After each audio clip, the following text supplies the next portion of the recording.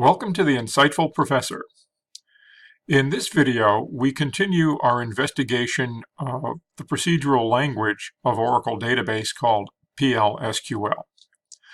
We'll pick up where we left off in the first video and continue the examination of general syntax and executable statements in this language.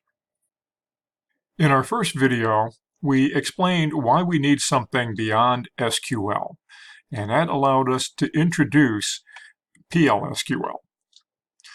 As we did this, we discussed the syntax for declaring variables, introducing some of the data types available in PLSQL. And then we talked about how to work with these variables in terms of assigning values to them by using the assignment statement. We also discussed the DBMS output package. This allowed us to effectively communicate from the server back to the client by sending a text message. In this video, we'll introduce conditional statements used for decision making. We'll talk about iterative processing and look at the loop control structures that are available in PLSQL. We'll also talk about error handling, which is a way to deal with exceptions that could arise during execution of the code. And we'll also talk a little bit about embedding SQL in a program. And this will lead us to be able to communicate with the database by reading from the database or writing to the database. Common to many programming languages is the ability to formulate expressions. Expressions are constructed using operands, which could be variables or some kind of literal value or the output of a function call, and operators. A list of operators available in PLSQL is presented here. We list these in order from top to bottom based upon the precedence of the operator. The operators with the highest precedence appear at the top of this list, and the operators with the lowest precedence appear at the bottom of the list.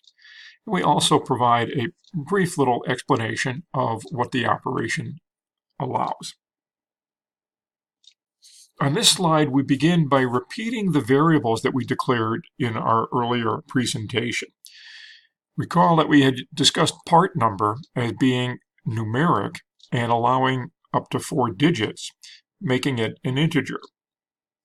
Supplier name is a character string, and fee is numeric, but it's of a decimal data type, allowing a total of 5 digits, 2 of which follow the decimal point. We use these variables to illustrate the idea of expressions. Here we have an expression that says part number equal 257. An evaluation of this expression will result in a truth value. Part number equal to 257, well, that's either true or it's not true. Similarly, supplier name like ACME%. Does it begin with the letters ACME? Fee between 50 and 200. Is fee greater than or equal to 50 and at the same time less than or equal to 200? The value of part number. Is it in this list? Is it 1,000, 1,100, or 1,200? These expressions involving like, between, and in are very similar to the way we would formulate expressions in SQL. This is what makes learning PLSQL a bit easier. If you're already familiar with working with SQL in a relational database, you're just extending the syntax a bit and applying some of the concepts already familiar to you. Finally, we have fee greater than 0 and part number equal to 1,000. Again, each of these individually results in a truth value, and the combination results in a truth value according to the logic of the AND operator. Same thing as in SQL. The next expression involves part number, and what we're doing is concatenating that with supplier name. Because part number is not character, the database will perform an implicit data type conversion, converting the numeric value of part number to character, and then performing a concatenation to append to that character value whatever character value exists within the variable supplier name. And the final example on this page results in producing a numeric value. Take the current value of fee and multiply it by 0.5, and we produce a new numeric value. So note that expressions are formed by combining operands and operators. When an expression is evaluated, a single value is produced. The data type of that resulting value is determined by the components of the expression. That is, the data type of the operand would be the primary basis for determining the data type of the result of the expression. Look back at part number being concatenated with supplier name. Supplier name is character. The concatenation operator requires 2 characters. Even though part number is numeric, it is being converted to character because that makes sense with respect to the operation being performed. As seen in other programming languages, the order of evaluation can be controlled by enclosing operations in parentheses. So this is also possible in PLSQL. When parentheses are nested, the most deeply nested operations are evaluated first, meaning that the evaluation works from inside parentheses outward. Given the expression we have here, we see that the most deeply nested expressions are 1 plus 2 and 3 plus 5. That's where the evaluation begins. The result will be 3 and 8, respectively. Then the multiplication can be carried out, multiplying 3 by 8, producing the 24, and this complex expression reduces to 24 divided by 6.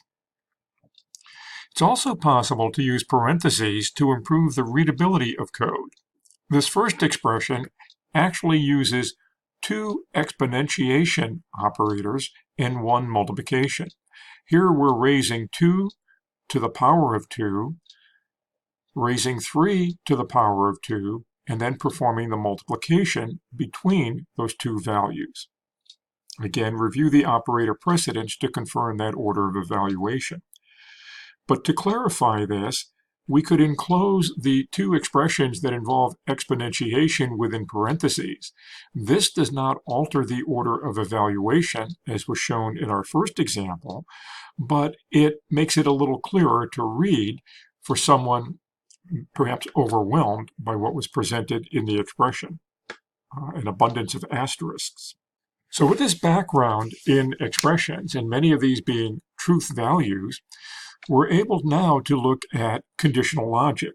So we'll take a look at the forms of if that are supported by PLSQL.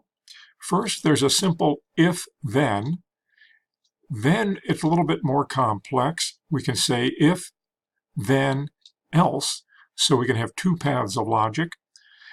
And we could carry that even a step further by using an if, then, else if. The thing to note here is the spelling of else if. It's E-L-S-I-F. There is no second E. In each form, a condition is going to be evaluated, and that condition must be of a truth value. We give the syntax for the if-then statement. If, and we have some condition which results from evaluating an expression, then, and we have a statement sequence. Each of the statements to be executed is terminated with a semicolon. Then, once we've included the entire block of code to be executed, if the condition is true, we wrap it up with end if, 2 words, and again a semicolon to terminate the if statement. So observe that PL/SQL is a structured language. The if-then syntax is introduced by if and is balanced off or concludes with end if.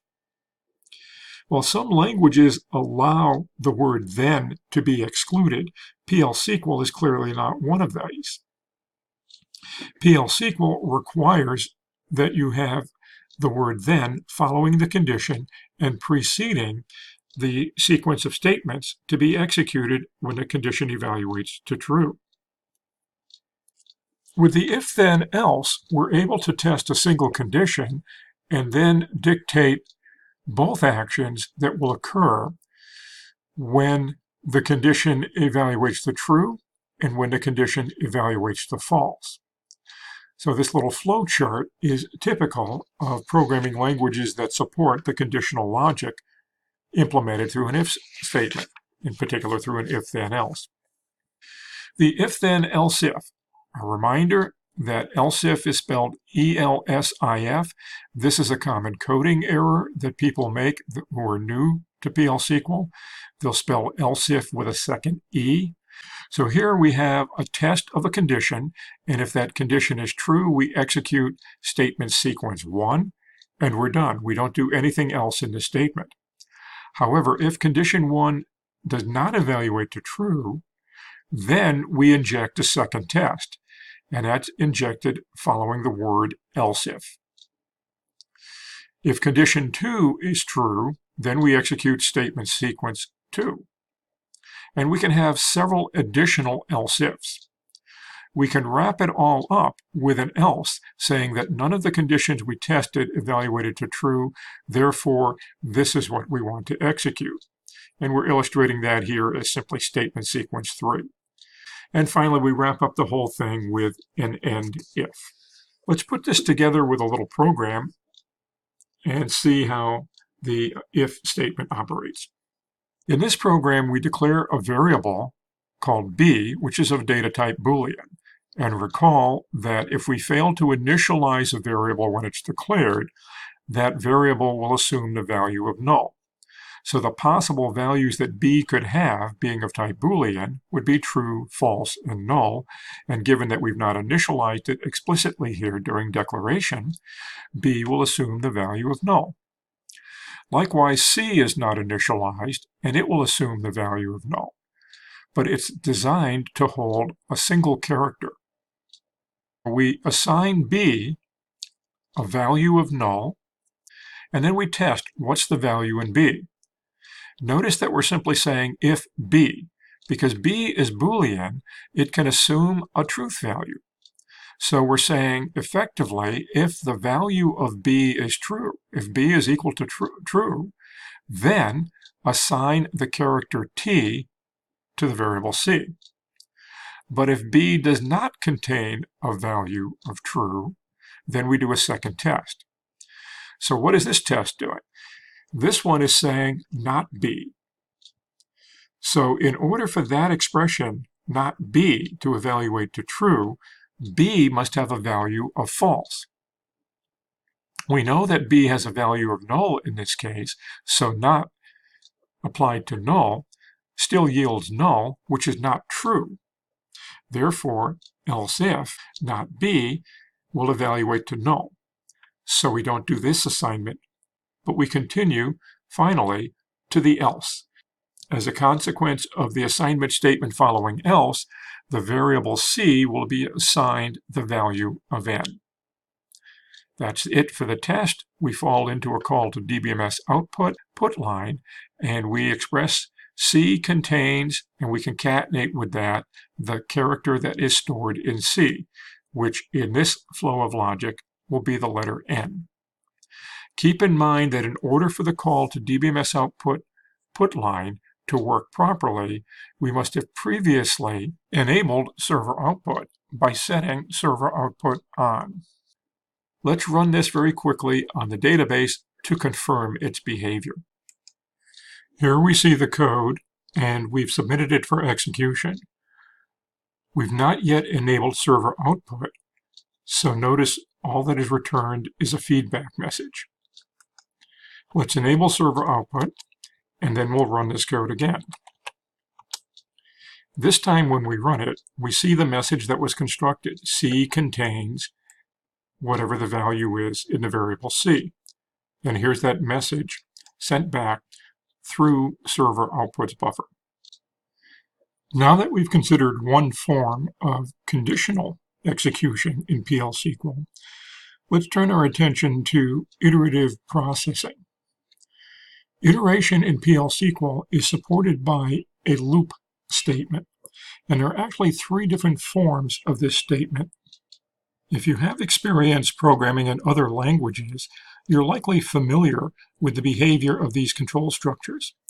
These are loop, while loop, and for loop. They differ in the way that the repetition is controlled and terminated. In general, every execution of a loop can be terminated with an exit statement. And an exit statement has two forms. One is unconditional, simply terminate the loop. The other one is conditional. The exit command includes a when clause, which specifies a condition that must be satisfied in order for the loop to be terminated. Our first example addresses the basic loop structure. The syntax for loop is effectively implementing an infinite loop. However, because we generally do not wish to loop forever, the basic loop statement will include an exit statement in the body. The code on the left uses an unconditional exit statement. This executes when the if statement test evaluates to true. So here what we're doing is adding 1 to a variable of quantity, and then with an if statement examining the value of quantity to see if it exceeds the value of 10.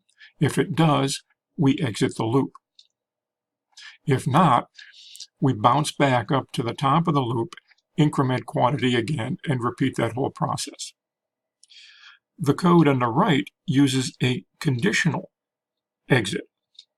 Observe that the condition being evaluated is part of the exit statement, not separated into an if statement.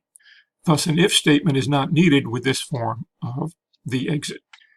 Next, we examine the while loop. While is what we call a pretest loop structure. The condition is evaluated prior to entering the body of the loop. What this means is if the condition evaluates to false the very first time it's evaluated, the loop body will not be executed at all. So it's possible we'll never execute the body of the loop. In our example, we are again testing quantity, and if quantity is not equal to 10, then what will happen is we'll go into the body of the loop, display the value of quantity, increment it, and go back and do the test once again. If the test is passed the second time, we will again enter the loop and repeat the process. But at some point, we are assuming that the condition, quantity not equal to 10, will become false. And when it becomes false, we'll terminate the loop. We'll jump over the body and execute whatever instruction is coded after the end loop. Finally, the for loop. The for loop is what we call a count-controlled loop. This means that prior to entering the body of the loop, we have the ability to precisely determine the exact number of iterations that will occur. This, of course, excludes any premature termination of the loop, such as using an exit statement or encountering an error. The syntax tells us that we would specify some variable, which I've called here counter, and we have the ability to specify the range of values that this variable counter will assume during the processing of the for statement. The low bound will be the initial value assigned to counter. The high bound will be the last value assigned to counter. And we will continue to execute the statement sequence, and each time we complete an iteration of the loop, we'll increment our counter and inspect its value against high bound. And once we've reached that upper limit, then we won't enter the loop anymore. So some interesting things to consider would be what happens if low bound is specified as a value that is greater than high bound. Well, we wouldn't enter the loop at all. And what happens if low bound is specified with the same value as high bound? Well, we would enter the body of the loop one time. So here we have a couple of examples where we're iterating over the values of 1, 2, 3. The difference between the two is that the second example inserts the word reverse. So instead of going 1, 2, 3, we would be counting in reverse order, and quantity would assume the values of 3, 2, 1. Let's take a closer look at our examples and some variations of them. We start off by setting server output on, and here's the example where we declare a variable called quantity. It's numeric, and we initialize it to 0. Then within our loop, we increment quantity, display the value of quantity, and then we test the value of quantity. If the value of quantity is greater than 10, we're all done. We don't do any more. When we run this code, what we see happening is we'll get the values of 1, the result of the initial increment, and we get all the way up to 11. But once we hit 11, the condition tested on line 7 is satisfied, and we exit, and we don't go back into the loop. Here's a variation. What we're doing in this one is we're using the exit when, the conditional exit. Essentially the same idea. We declare the variable initialized to 0. We increment it within the body of the loop, then display its content, and then we check. If the quantity is greater than 10, we exit, except that test is incorporated into the exit within the when clause. And notice we get the same output as the last time. Once we hit 11, we've satisfied the when condition of the exit, and we're done. Here's a while loop. Again, we initialize the variable quantity to 0, and we say as long as quantity is not equal to 10, enter the loop. We display the value of quantity, increment it, and that causes us to go back up and do the test again. Our hope is that eventually that test will evaluate as false and will terminate the loop. We show values of 0 through 9. So once it became 10 and we go back up and do the test, 10 is equal to 10, so this not equal test becomes false and we terminate the loop. Here's a for loop. We declare the variable of quantity, but we'll say more about that in just a moment. Here, we use quantity, and it will assume the values of 1, then 2, then 3. We display the value of quantity, and when it reaches its limit, where the low value and the high value are the same, that is the end of the loop. So we see the values were assumed of 1, 2, 3. We don't see a value of 4 being shown here. We never reach that point within the body of the loop. When we insert the word reverse, notice the order of the values remains the same, 1 through 3, but those values are assigned in reverse order. So notice we have a value of 3, then 2, then 1. And again, once we reach that final value, we bail out of the loop. Now, the thing I want to say about quantity is this looks very natural to declare the variable of quantity and then use it within the for loop. However, there's a scope issue that you want to be aware of here. The quantity, or whatever the name of the variable is that is specified within the for loop, is local to that loop. It can only be used within the loop, and anything that has the same name outside of the loop is in a different scope. So look at what happens when I omit the declare, and I don't specify a declaration of quantity. What happens is the quantity ranges from 1 to 3, I display it, and it works fine. This variable of quantity is declared locally within the for loop. So back here when we ran for quantity is in 1 through 3 or in reverse 1 through 3. The quantity to which we were referring in the for loop was not the quantity declared in the declaration section. little confusing, but that's the way scope works, and another feature of this for loop. Now, we had mentioned there were possibilities of the low bound and the high bound being specified as the same value. Here we've done that. We start with 1 and go up to 1. The body was executed exactly one time. So when low bound and high bound are the same, the body executes once. We also mentioned the idea that suppose what we did was low bound was specified with a value that was greater than high bound. What would happen? Well, it turns out we never enter the body of the loop. Notice that this call to DBMS output put line, giving the value of quantity, did not produce any result here. There's no indication of a value being returned through the server output buffer. The body of the loop was never entered. The reason we are discussing a programming language like PLSQL is because of the processing limitations of SQL. Recall that the primary purpose of SQL is to support database I/O, that is, reading from and writing to the database. So SQL does not have all the features of a conventional programming language.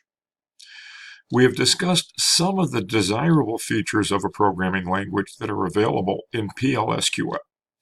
We now turn our attention to using SQL inside of a PLSQL program. Note that with SQL, we do not have to write a program in order to use SQL. We have a capability to execute SQL interactively through some kind of a front-end tool. Such statements are often done in an ad hoc fashion, which means we don't necessarily plan them well in advance, and each time we use the tool, we could be asking different questions that just happen to come to mind at the time we're writing the query. In practice, we often need to combine the I/O capabilities of SQL with the procedural capabilities of a language like PLSQL. And then we turn to something referred to as Embedded SQL. So let's compare interactive SQL with embedded SQL. With interactive SQL, the front-end tool is a program that was written by someone else, say a vendor such as Oracle Corporation. They wrote SQL+, they wrote SQL Developer. So that tool was written as a general purpose tool by someone else where we're using that tool. That tool allows us to receive data from the database. So when we execute the SQL statement, the tool handles the process of whatever is involved in receiving the data from the database when that SQL is executed. That tool also has the responsibility of formatting the data it received for presentation to us. And it also must deal with any kind of errors or exceptions that may arise when issuing the SQL statement. With embedded SQL, we see that this SQL appears in programs that perhaps you and I might write. These are user-written programs. It's our responsibility within these programs to define the variables that will be used to receive the data from the database. Furthermore, whatever manipulation or processing of that data is required, either for preparation for formatting and displaying, or for just manipulating the data in some way to control subsequent processing within the program, that responsibility lies with us as well. And finally, should errors or exceptions be encountered during the execution of a SQL statement, it becomes our responsibility as program writers to address those concerns or those issues. We have an example of a select statement, which is referred to as a singleton select. We call it a singleton select because its purpose is to receive from the database exactly one row. Notice the difference between SQL that would be interactive and SQL that would be embedded. With this embedded SQL, we have to define the work areas. We've not done that, but we've used the work areas by introducing the into clause. So we say select the course name and the course description and place those values into these variables called CNAME and CDescription. The where clause is extremely important in this kind of a query because this query is designed to retrieve exactly one row from the database. So here the predicate that we're stating says that the course number, which is the primary key of the course table, is equal to the value of C66. There are two possible situations that could cause this not to work properly. One case would be that the predicate we formulated did not uniquely or specifically identify one row, but it identified multiple rows. In this case, an exception would be raised, and that exception is given the name too many rows. This would cause the select statement to fail. We would have to resort to our error handling routine. The other situation that could arise is there is no such row with course number C66. The singleton select is expecting exactly one row. More rows than one is an exception, too many rows, but also not receiving a single row is also an exception. This is referred to as no data found. At this point, we'll demonstrate the basic idea behind the singleton select and ignore the exception processing for the moment. We'll first execute the SQL statement that we've been discussing, but we'll do this in an interactive mode, which means there is no into clause. Here we're using SQL+, and SQL+ assumes the responsibility of receiving the values, formatting them, rendering them onto the screen, and also, should an error arise, dealing with an error. So this is what we get, exactly one row. The course name for course number C66 is relational database. The description is the only way to go. Let's look at this now from the perspective of embedded SQL.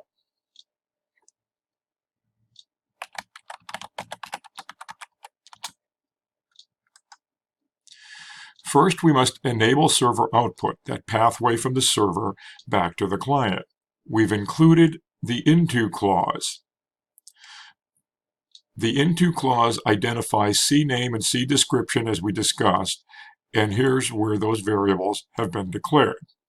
Once this statement is complete, the values retrieved are placed in CNAME and CDescription. So what we do on lines 9 and 10 is simply to return these values in messages back to the client using DBMS output put line. And then the client renders the result. And that's the general idea behind basic, simple embedded SQL using a singleton select. So in our next video, we will discuss the exception handling that we would have to deal with when using embedded SQL, and we'll take it a step further and look at cursor processing. So I hope you enjoyed the video, and if you found this useful or informative, give us a thumbs up. And consider subscribing to the channel to be notified when we post our future videos. And once again, thanks for watching.